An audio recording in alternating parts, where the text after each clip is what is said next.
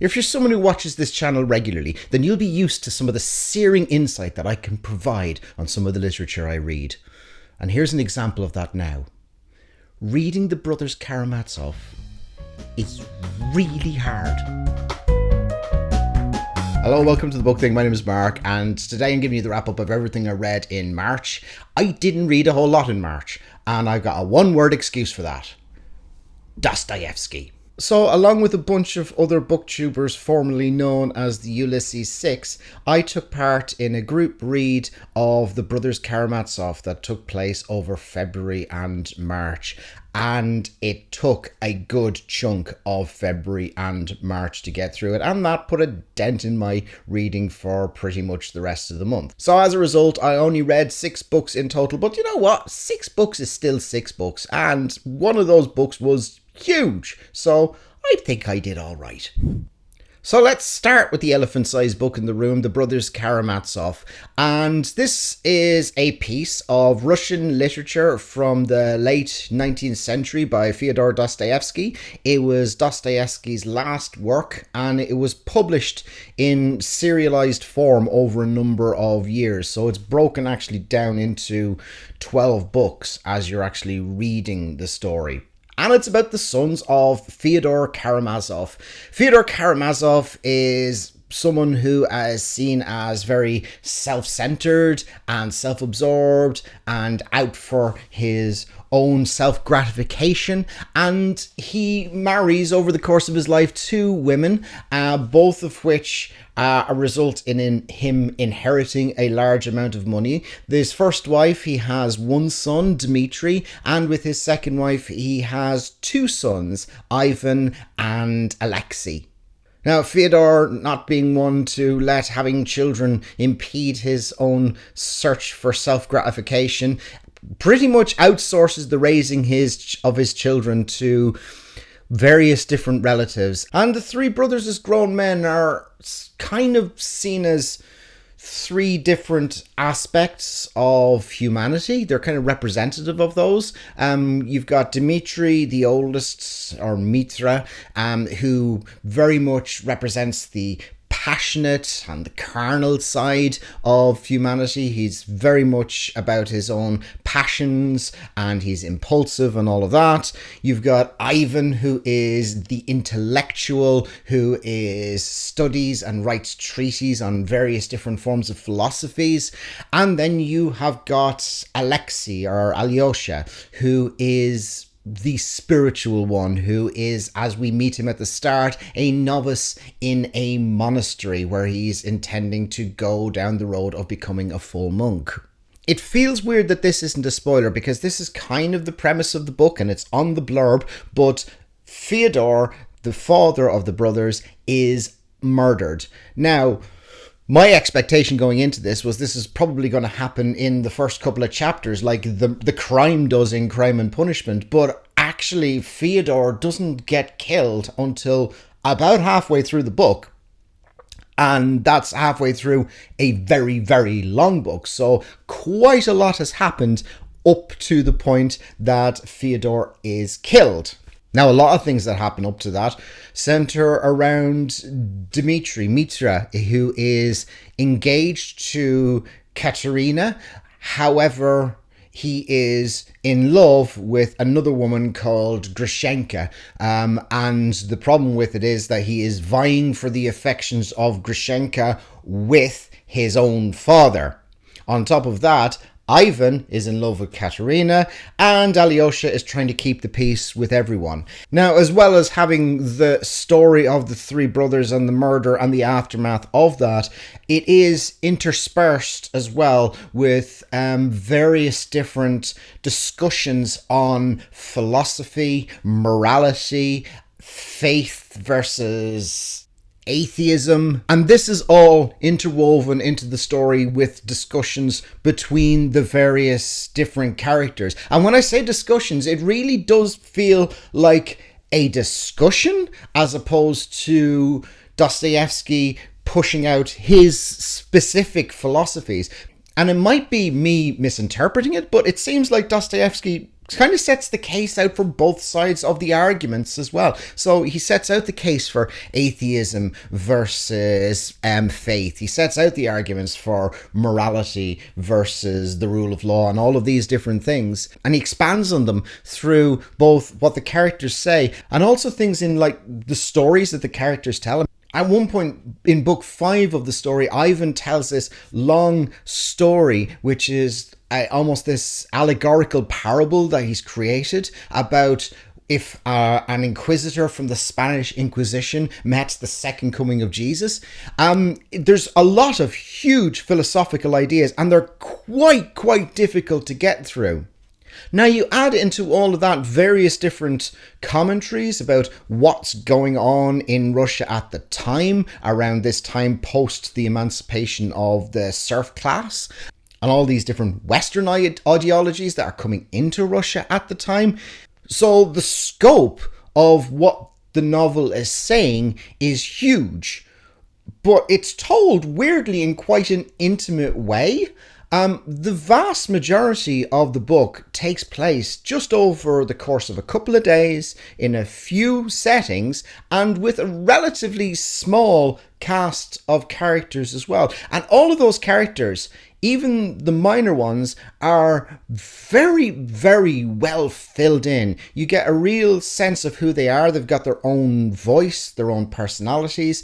But while the monologues that various characters might expound on at times, where they discuss their various different philosophies and ideologies, while that can be quite hard to get through at times, the actual dialogue and interaction between the characters is really actually quite dramatic and compelling.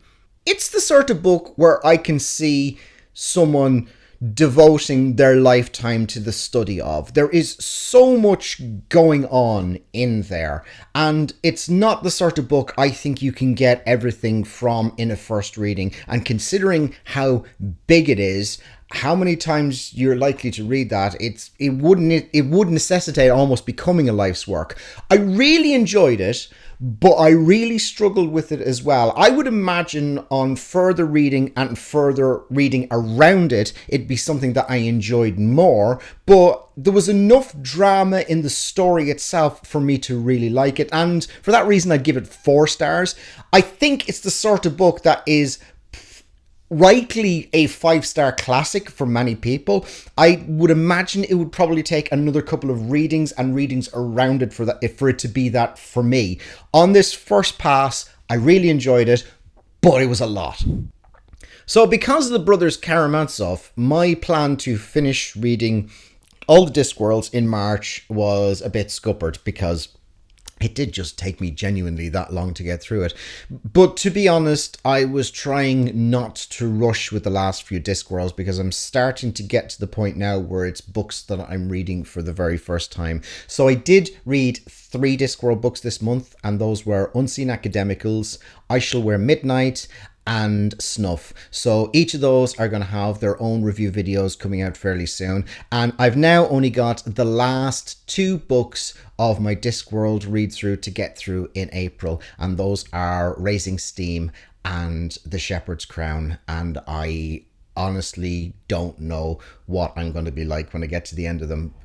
Seeing some of these stories start to wrap up has been a bit emotional, but I'll talk to you a bit more about those in the videos that I have for each of those books. Now, normally I'm reading a couple of books at the same time, but because the Brothers Karamazov required so much of my attention, I just did not have the mental headspace to be able to try and read something else in parallel. So the only thing I really did in parallel was I took a very simple audiobook to get me through, and that was a thriller by David Baldacci called The Camel Club. So this was actually a reread for me, and the reason I reread it is because it is the first in a series, and I haven't read the rest of the series, and I didn't really remember the first one, except quite enjoying it at the time. So I reread the first one, and I'm actually partway through the second one now as well. The second one is called The Collectors, and I'll give you my review for that one when I wrap up my reviews for April. But the Camel Club in question is this group of odd outsiders in Washington, D.C. One is a man who calls himself Oliver Stone, as in the filmmaker Oliver Stone, who has this permanent protest outside the White House with a sign saying, "I want the truth." And he's sort of seen as a bit of an oddball joke by the Secret Service who protect the president, but in actual fact, Oliver Stone is part of a group called the Camel Club of these other misfits who take it upon themselves to observe what is going on in the US government and the administration, and where they feel there's something in the public interest, take that information and make it available to the public. They're kind of conspiracy theorists, but some of the conspiracies happen to be true. Now, at this time, there is a Secret Service agent called Alex Ford who is tasked with looking into the death of another agent, which appears to be suicide. Alex was one of the Secret Service agents who guarded the president for a long time, but now he's not assigned to the White House anymore. So because of that, he actually got to know Oliver Stone, who was protesting outside the White House, and the pair of them struck up a bit of a friendship. And what Alex doesn't know is that the death that he's investigating was actually witnessed by Oliver and the rest of the Camel Club, and it was in fact a murder. And this is the tip of the iceberg to a larger terrorist conspiracy that's taking place in America. It's very silly, but it's well plotted and it's a lot of fun, and David Baldacci, hats off to him, does a really good job of developing both his characters and his plots. It's a 3.5-star read for me, and if you're looking for a bit of silly thriller fun, there's absolutely nothing wrong with the Camel Club. Actually, I think I miscounted there, because I think I read 7 books, not 6, because the other one that I read was A Monster Calls by Patrick Ness. So Monster Calls is a YA book, and it's the story of Connor O'Malley, who is the only child of a single mum who is struggling through very aggressive cancer treatment.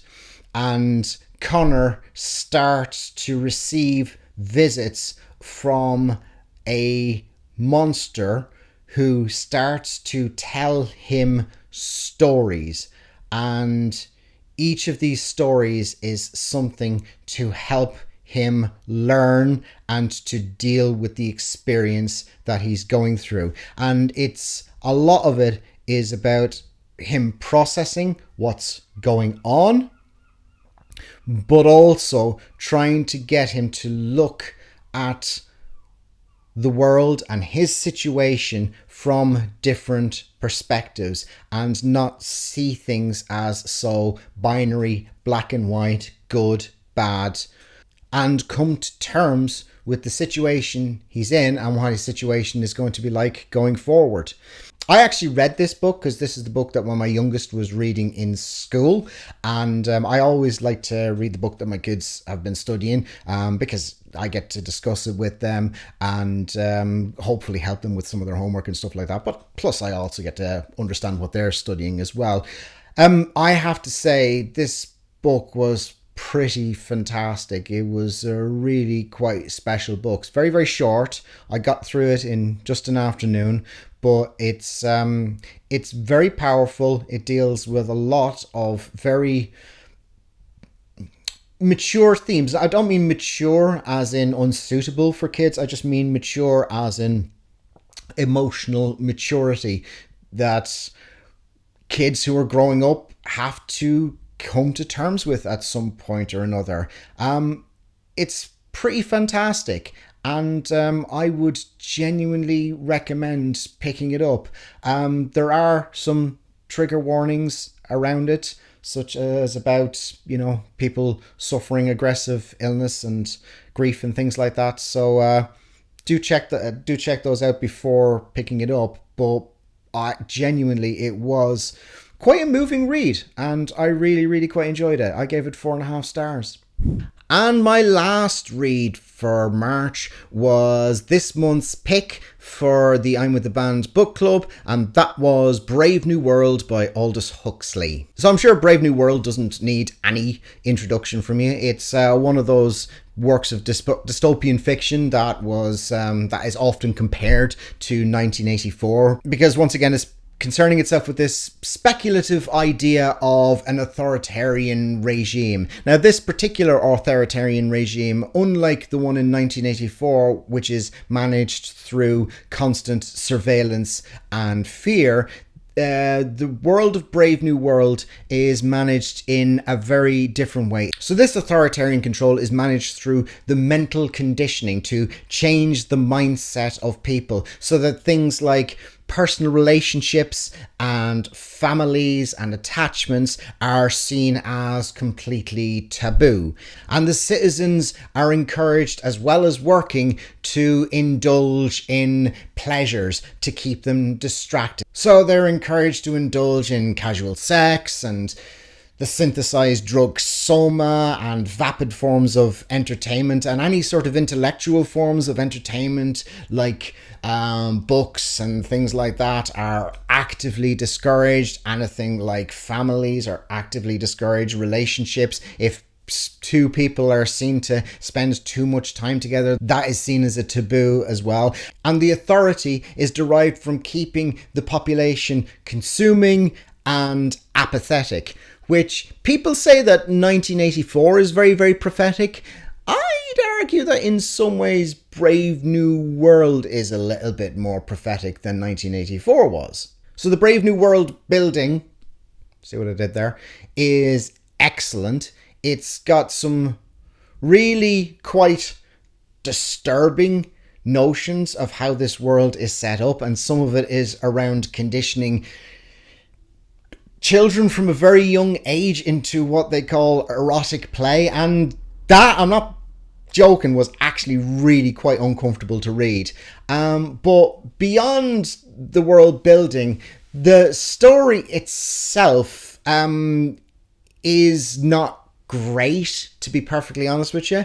It centers around a character called Bernard, who seems to be quite disillusioned with the world, and I won't go into spoilers around it, but suffice to say, at some point someone comes into the world who hasn't experienced their conditioning and things like that, and it's about how that savage, as they're called, how they interact with the world and how they respond to everything in it. And the way it's set up as to how the Savage and Bernard meet and spend time together in the world feels a bit contrived and clumsy, and all of the characters in it are actually quite unlikable, even the ones that it seems to be trying to get you to be sympathetic towards.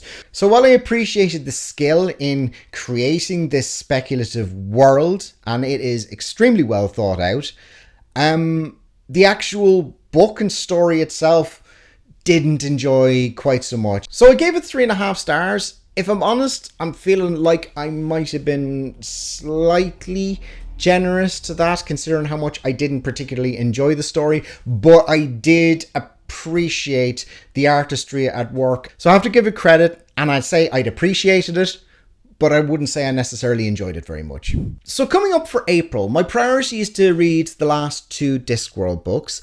After that, there is the pick for this month's read for the I'm With the Band book club, and that is The Adventures of Huckleberry Finn by Mark Twain, which I have never actually read. So I'm looking forward to that, because at some point after that I really want to read James by Percival Everett, but I don't think I'll be getting to that in April.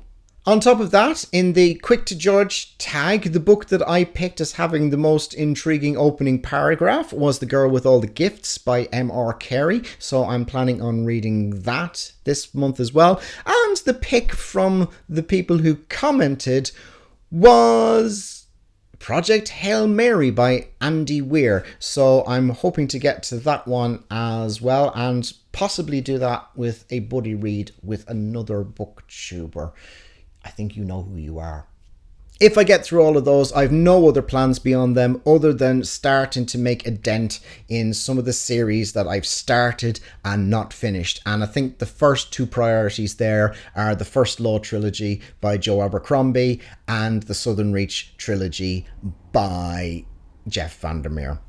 So that was my March. If you've read any of those books, I'd be interested to hear your comments on them. Other than that, thanks a million for taking the time to watch this. I really appreciate it, and take care.